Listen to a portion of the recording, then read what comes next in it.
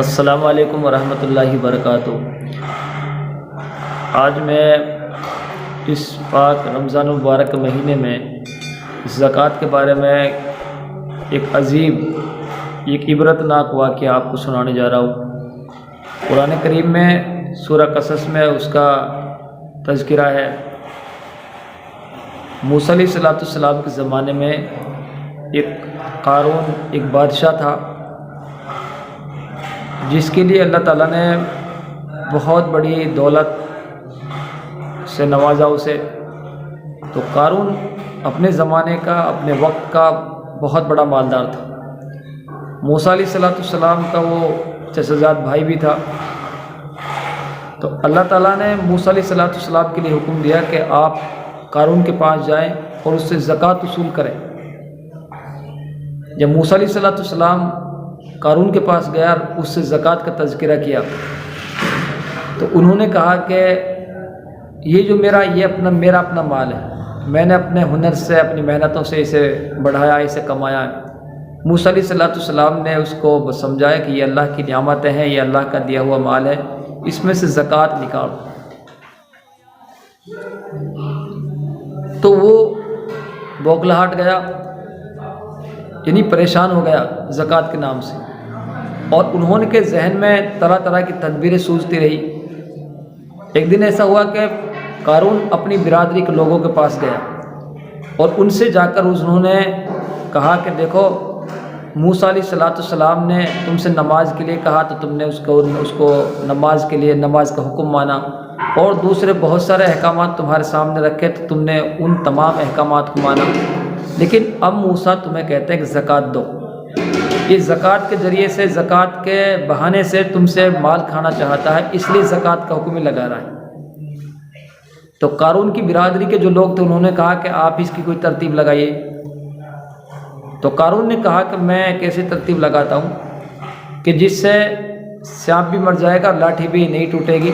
مطلب یہ کہ ہم ایک ایسی فاحشہ عورت کو تلاش کریں جو اس پر زنا کی تہمت لگا دے۔ انہوں نے تلاش کیا اور ایک عورت کو بہت سارے پیسے دینے، اس پیسے کے لالچ میں اسے تیار کیا کہ جب موسیٰ کوئی دین کی بات بتائیں، کچھ احکام بتائیں تو تم اس پر فوراً زنا کی تہمت لگا دینا۔ تب یہ سارا معاملہ جب سیٹ ہو گیا تو پھر قارون نے موسیٰ علیہ السلام کے پاس ایک آدمی بھیجا، اس سے کہا کہ آپ چل کر بنی اسرائیل کو سارے احکامات سنا دیجئے۔ تو جب موسیٰ علیہ السلام وہاں گئے، برادری کے سامنے انہوں نے بات رکھی، تو پھر انہوں نے کہا کہ آپ جو اللہ تعالیٰ نے آپ کو جو احکامات دیے ان کو آپ بتائیے کیا کیا احکامات دیے۔ تو موسیٰ علیہ السلام نے بہت سارے احکامات ان کے سامنے گرائے۔ انہی باتوں میں سے ایک بات یہ بھی کہی موسیٰ علیہ السلام نے کہ اگر کوئی بیوی والا یعنی شادی شدہ اگر کوئی زنا کرے تو اسے سنسار کیا جائے گا۔ جیسے ہی موسیٰ علیہ السلام نے بات کہی تو انہی میں سے ایک آدمی نے کہا کہ اگر آپ زنا کریں، خود زنا کریں تو؟ موسیٰ علیہ السلام نے کہا میری بھی یہی سزا ہے۔ تو قارون کے آدمیوں نے کہا کہ آپ نے زنا کیا ہے۔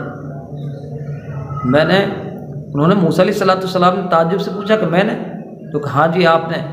اور اس عورت کو انہوں نے کھڑا کیا جس عورت کو انہوں نے تیار کیا تھا۔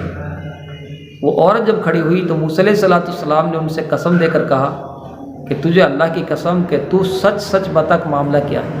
تو اس عورت پر موسیٰ علیہ السلام کی بات کا جو اثر پڑا تو انہوں نے کہا کہ بات یہ ہے کہ ان لوگوں نے مجھ سے یہ کہا تھا کہ اتنے اتنے پیسے ہم آپ کو دیں گے کہ آپ موسیٰ علیہ السلام پر زنا کی تہمت لگا دیں۔ میں اللہ کو حاضر ناظر سمجھ کر میں کہتی ہوں کہ آپ پاک صاف ہیں، ایسا کوئی معاملہ نہیں۔ تو موسیٰ علیہ السلام فوراً سجدے میں گر گئے اور اللہ کے سامنے روئے۔ تو اللہ تعالیٰ کی طرف سے وحی آئی کہ موسیٰ آپ گھبرائیں نہیں، ہم نے آپ کو اختیار دے دیا کہ یہ زمین پر آپ کا اختیار ہے۔ تو موسیٰ علیہ السلام نے ان کے لیے بد دعائیں دی اور زمین سے کہا کہ زمین ان کو نگل دے۔ زمین نے ان کو ایڑیوں تک نگلا، پھر وہ موسیٰ علیہ السلام کے سامنے گڑ گڑاتے رہے۔ تو موسیٰ علیہ السلام پھر یہی کہتے رہے کہ زمین تو ان کو نگل جا، یہاں تک کہ زمین ان تمام لوگوں کو نگل گئی۔ اس کے بعد اللہ تعالیٰ نے وہی فرمائی کہ موسیٰ یہ سارے لوگ آپ سے عاجزی کرتے رہے، آپ سے بھیک مانگتے رہے، اگر یہ میری عزت کی قسم اگر مجھ سے ایک مرتبہ بھی کہتے تو میں ان کو بخش دیتا. تو یہ زکوٰۃ کا مسئلہ یہ بہت اہم ہے. ہم اپنے مالوں میں سے زکوٰۃ ضرور نکالیں. جانوروں میں بھی زکوٰۃ ہے، اپنے زیورات ان میں بھی زکوٰۃ ہے. اپنے بڑوں سے پوچھ کر ہم زکوٰۃ ضرور نکالیں. یہ جیسے اسلام کے 5 ارکان ہیں، نماز، روزہ، زکوٰۃ، حج.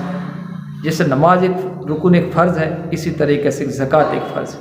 ہم زکوٰۃ ضرور نکالیں.